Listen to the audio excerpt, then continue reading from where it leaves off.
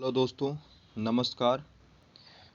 मैं आपका अपना साथी सौरभ आपका अपने यूट्यूब चैनल सरकारी नौकरी में एक बार फिर से स्वागत करता हूं। आप लोगों को बताना चाहता हूं कि अभी latest news electricity service UPPCL के बारे में आई है, जो कि मैं आप लोगों को इस जानकारी से अवगत कराने के लिए इस वीडियो को बना रहा हूं। तो कृपया करके इस वीडियो की से आप सही नॉलेज को गेन करें और इस चैनल को ज़्यादा से ज़्यादा लाइक करें, शेयर करें और सब्सक्राइब करें। धन्यवाद। सबसे पहले मैं आपको बताना चाहूँगा कि ये जो पोस्ट कोड है, इसका पोस्ट कोड नेम 26 है और ये जो फॉर्म आया ये है पोस्ट नेम जूनियर इंजीनियर का, ट्रेनी सिविल का। कैडर क्या होगा? सिविल होगा, technical qualification diploma in civil engineering. सबसे पहली बात क्या है कि आपका जो एजुकेशन होना चाहिए वो डिप्लोमा होना चाहिए, किसमें? सिविल इंजीनियरिंग में। ठीक। इसके बाद अगर बात करी जाए नंबर ऑफ पोस्ट की, जो अनरिजर्व की पोस्ट है वो टोटल 10 है। ईडब्ल्यूएस के लिए 2 पोस्ट है, ओबीसी एनसीएल के लिए 5 पोस्ट है, एससी के लिए 4 पोस्ट है, एसटी के लिए इसमें कोई पोस्ट नहीं है। Corporation is the right to increase the decrease, मतलब ये कहने का इंसेंस इसका ये है कि इसमें अगर कॉर्पोरेशन चाहता है तो इसकी पोस्ट में इंक्रीजिंग और डिक्रीजिंग कर सकता है अपने अकॉर्डिंग। ठीक। कैंडिडेट्स अवेलिंग, इसमें सबसे पहले बात पे स्केल की बात की जाएगी तो अगर ये सेवन्थ पे कमीशन के अकॉर्डिंग इसका मैट्रिक पे लेवल जो होगा वो 7 होगा और इसमें जो टोटल वेतन मिलेगा वो 4,900 कम से कम मिलेगा, मिनिमम ग्रेड पे है। एसेंशियल एलिजिबिलिटी क्वालिफिकेशन क्या होनी चाहिए? तो आप the candidate must be produce and certificate from the head of the institution from which the pass and from the gazetted officer. तो सबसे पहले आप एक गेजेटेड ऑफिसर्स के थ्रू आपका जो मार्कशीट होना चाहिए वो गजेट होना चाहिए एंड देन इसके बाद आप क्या कर सकते हैं, आप जो है कि सिविल इंजीनियरिंग से आप डिप्लोमा कंप्लीट किए हो। कैंडिडेट मस्ट हैव पास, और उसको आपको पास होना जरूरी है। इसमें जो अपीयरिंग वाले स्टूडेंट्स हैं वो अप्लाई नहीं कर सकते हैं।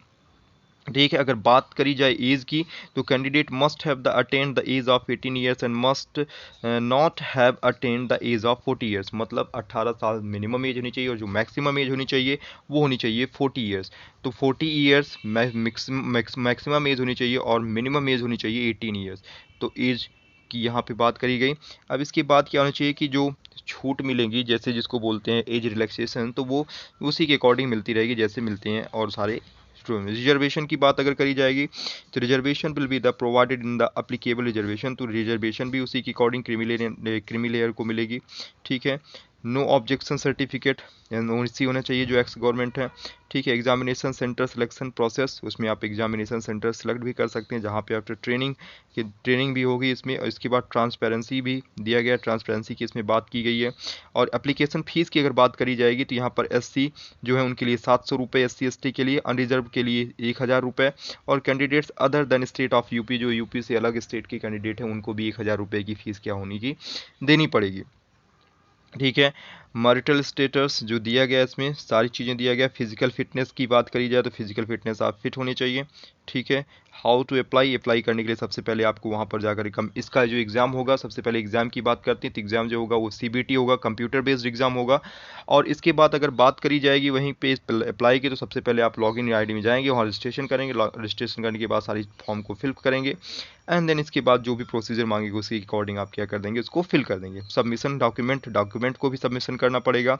ज्यूरिडिक्शंस अदर इंपॉर्टेंट इंस्ट्रक्शन, तो जो कुछ और important candidates having received a diploma through the distance learning education program are not eligible, तो मतलब कि जो लर्निंग फॉर अवे डिस्टेंस जो दूर से रह करके पढ़ाई करते हैं जैसे ऐसे, तो इनके लिए ये नहीं है। Candidates have diploma received in the basis of the length of service without passing the diploma examination are not eligible to apply above post, तो अगर आप डिप्लोमा पास नहीं है तो इस पोस्ट को अप्लाई नहीं कर सकते हैं।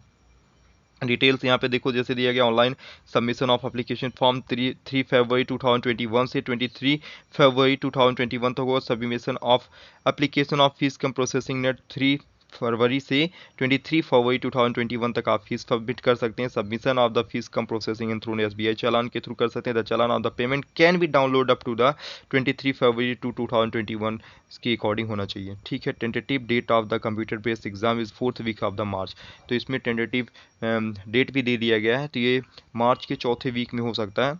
तो ये था इसमें इससे रिलेटेड यूपीपीसीएल से रिलेटेड जानकारियाँ।